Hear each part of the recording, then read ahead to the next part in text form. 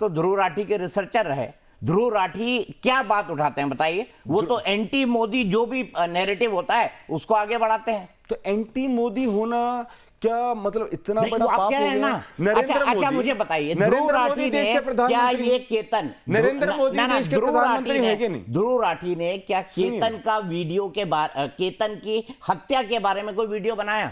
नहीं, तो ध्रुव ने तो कास्टिज्म के बारे में बातें की हैं। ध्रुव ने तो ओपन मैं भी कर रहा हूं ना आपसे। ध्रुव ने तो ओपन मैंने पूछा आपसे कास्टिज्म के बारे में करिकुलम में पढ़ाया जाना चाहिए कि जातिवाद एक मानसिक बीमारी है। ध्रुव ने तो ओपनली ये वीडियो में बोला है और लोगों की तो हिम्मत नहीं होती कहने की, पर ध्रुव ने तो ओपनली बोला है। बट वो फेमस इसलिए क्योंकि वो प्रधानमंत्री नरेंद्र मोदी को गाली देते हैं और आप जैसे लोग उसके एंटी मोदी नैरेटिव को रिसर्च करते हैं। नहीं, आप कह रहे हैं उनके हर वीडियो में गाली दी, गाली उनके हर वीडियो में गाली, जो जिन शब्दों गाली तो दी गई ना, सीजेपी के आंदोलन में दी गई। ऐसा शब्द है ना सीजेपी के आंदोलन में गाली दी गई, माँ बहन भाई सब कुछ, सुनिए सब कुछ दी गई या नहीं दी गई बताइए? दीपक जी, सीजेपी के आंदोलन में दी गई गाली नहीं दी गई? ऐसे वो भटकाइए मत। पहले आपने ध्रुव की बात की कि ध्रुव ने गाली दी। नैरेटिव चलाते हैं। गाली से मेरा मतलब है सभ्य भाषा में उनकी ना झूठ नहीं है, झूठ नहीं है, झूठ नहीं है। आप कह रहे हैं गाली दी। ये बोलचाल की लैंग्वेज। ध्रुव राठी वही खबर बताते और दिखाते हैं जो प्रधानमंत्री मोदी के खिलाफ हो।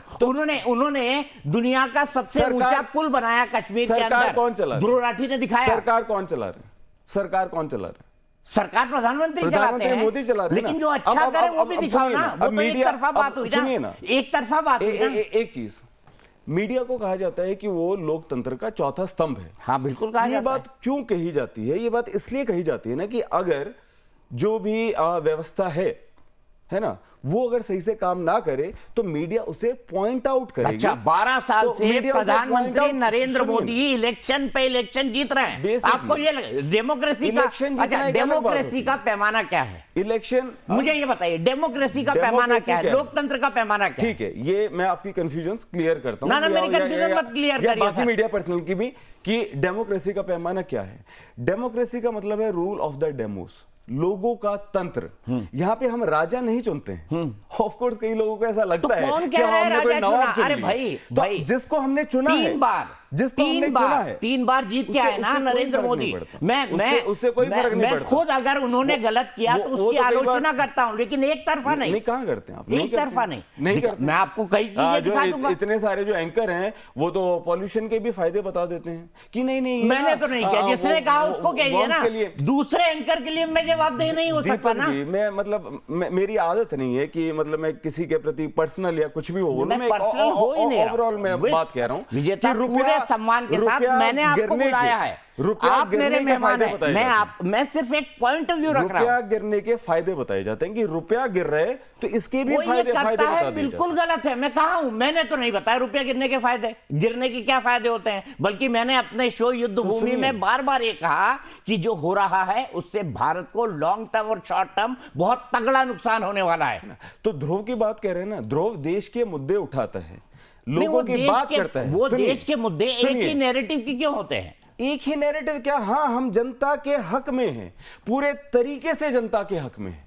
और अगर जनता के मुद्दे उठाना आप इसको भाजपा विरोधी कहते हैं तो फिर मैं कहता हूं भाजपा इतनी जन विरोधी क्यों है? वो कहते हैं ना, हम ध्रुव राठी के मैंने वीडियो देखे कि कैसे आपके दिमाग के अंदर प्रधानमंत्री नरेंद्र मोदी काम करते हैं। मैंने कई वीडियो उनके देखे हैं, बिल्कुल कैसे दिमाग के अंदर काम करते हैं, कैसे। अच्छा, व्हाट्सएप यूनिवर्सिटी, व्हाट्सएप यूनिवर्सिटी, झूठ नहीं, व्हाट्सएप यूनिवर्सिटी आपने क्या बताओ, किसानों को एमएसपी मिलना चाहिए कि नहीं? स्वामीनाथन फॉर्मूला से किसानों को एमएसपी मिलना चाहिए। अरे बिल्कुल मिलना चाहिए भाई, अगर बिल्कुल मिलना चाहिए। अगर पीएम मोदी वो नहीं दे पाए हैं, उन्होंने कहा था कि किसानों की आय दोगुनी करेंगे, कहा था ना कि 2022 तक करेंगे, हुई क्या? तो नहीं हुई। उसके बारे में भारतीय जनता पार्टी ने बताया कि एमएसपी 2014 से लेकर 2022 तक क्या है। नहीं तो आप मुझे एक बात मुझे बता, मुझे एक बात बताइए, मुझे एक बात बताइए। अब एक बात बताइए, आप ध्रुव राठी की भी बात कर रहे हैं। मोदी विरोधी होना पाप हो गया क्या? मोदी विरोधी होना पाप हो गया? तो फिर मोदी समर्थक होना भी पाप नहीं है। अगर आप कह रहे हैं मोदी विरोधी होना पाप है तो मोदी समर्थक होना पाप नहीं है। ना भाई, मीडिया में क्या पत्रकार की अपनी राय या अपनी विचारधारा नहीं हो सकती? पत्रकार का काम क्या है? ध्रुव राठी भी वही है, जनता के मुद्दे ध्रुव राठी भी वही है। जनता के मुद्दे उठाना। ध्रुव राठी भी सोशल मीडिया के पत्रकार हैं। ठीक है, तो है तो अच्छी बात है ना। तो आप कह रहे हैं ना मोदी विरोधी होना, मैं कह रहा हूं मोदी समर्थक होना भी गुनाह नहीं है। तो मैं तो आपसे कह रहा हूं कि वो रैशनल थिंकिंग जिसको आप कह रहे हैं ना टीवी मीडिया उसको नहीं करता है। मोदी समर्थक या मोदी विरोधी कुछ नहीं होता है, बात आपको मुद्दों की करनी चाहिए। अब पीएम मोदी एक कानून लेकर आए जिसमें मैरिजेबल एज को बढ़ाया, हमने उसका खुलकर समर्थन किया। क्यों? क्योंकि हमें वो बात ठीक लग रही थी, जबकि कोई भी ऑपोजिशन पार्टी सब उसे अपोज कर रही थी, मीडिया ने भी उसको वो नहीं किया, हमने उसका खुलकर समर्थन किया। ठीक है कि ये बिल्कुल ठीक है, अच्छी बात है कि मैरिजेबल एज को 21 कर रहे थे, बिल्कुल भी गलत नहीं था, और हमने इस पे पूरा डिटेल्ड वीडियो बनाया। एनईपी की बात हो रही थी, कुछ बातें हमें ठीक लगी, उसको सपोर्ट किया। तो बात क्या है? ये किसने बनाया? बात क्या है? किसने बनाया वीडियो? वीडियो ध्रुव के चैनल पे ही है, देखिए आप बिल्कुल। लेकिन अगर हम कहते हैं कि मिशन स्वराज और उसमें फ्री क्वालिटी एजुकेशन दी जाए सबको, और आप कहो ये तो मोदी विरोधी हो गया। क्या मोदी विरोधी है भाई? लोगों को मिलनी नहीं चाहिए क्या शिक्षा?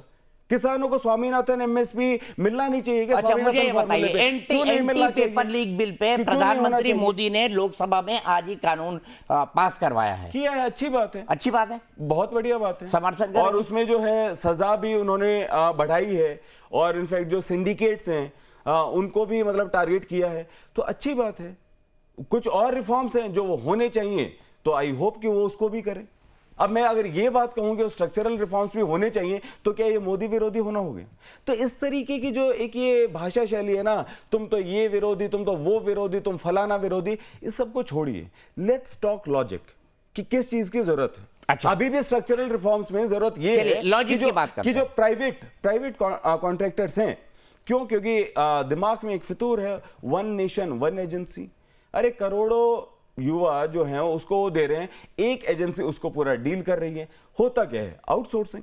कि जो थर्ड पार्टी वेंडर्स हैं, चाहे पेपर प्रिंटिंग से लेकर और चाहे ट्रांसपोर्टेशन, स्टोरेज या फिर जो एग्जाम सेंटर हैं, वहां से चीजें होती हैं। तो इंडिपेंडेंट ऑडिट की अगर मैं बात कर रहा हूं तो गलत तो नहीं कर रहा, होना चाहिए ना। या जो क्वेश्चन डिलीवरी सिस्टम्स हैं वो एनक्रिप्टेड, मैं कह रहा हूं कि वो एनक्रिप्टेड होने चाहिए, तो ये तो बात गलत नहीं है, बात तो सही है ना। तो मीडिया को उठानी चाहिए ना ये बात, हर चीज को उठाई तो ये लोग तो ऐसे हैं, मीडिया ने उठाई है बात, ये तो ऐसे हैं। लेकिन आप मुझे बताइए ना, आपने कहा रैशनल, आपने कहा रैशनल होना चाहिए, तो रैशनली मैं आपसे पूछ रहा हूं। सोनम वांगचुक फास्ट कर रहे थे, आपने खुद ने कहा अभिजीत दीपके कचौड़ी खा रहे थे, ठीक था, रैशनल था वो? सुनिए सर, ना अभिजीत दीपके कचौड़ी खा रहे थे, रैशनल था। आप बर्गर खा रहे थे, रैशनल था? एक मिनट